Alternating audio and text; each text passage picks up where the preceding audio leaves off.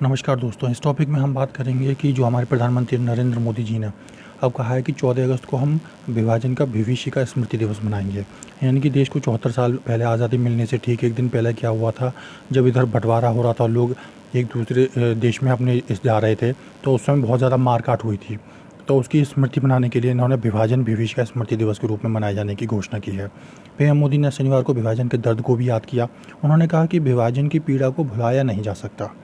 वो वहशी नफरत थी, हिंसा के कारण लाखों लोग दरबदर हो गए और कई को जान से हाथ धोना पड़ा।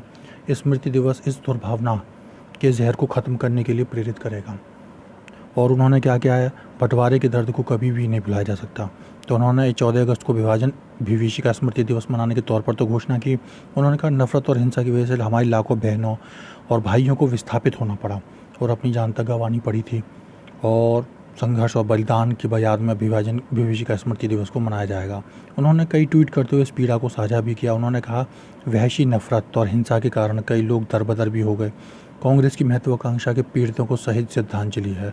यानी कि जो कांग्रेस के, इन्होंने बताया कि केंद्रीय मंत्री जो थे धर्मेंद्र प्रधान ने क्या कहा कि 14 अगस्त को विभाजन विभीषिका स्मृति दिवस घोषित करना उनके संघर्ष व बलिदान की सही श्रद्धांजलि है, जिन्हें कांग्रेस की महत्वाकांक्षा और दिशाहीन दृष्टिकोण के कारण जान गंवानी पड़ी थी।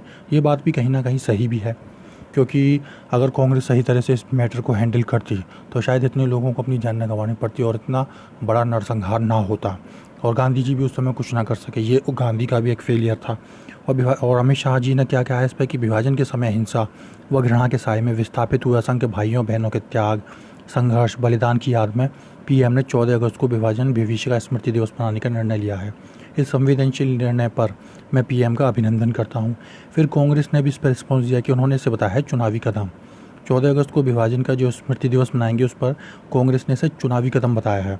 कांग्रेस के जो प्रमुख प्रवक्ता हैं रणदीप सिंह सुरजेवाला ने कहा है कि विभाजनकारी जो है छल कपट की पोल खुली, अब देश को आप बरगला नहीं सकते। यूपी का चुनाव आते विभाजन की आपको याद आ गई। वाह साहेब। तो ये था आज का topic. Thank you very much.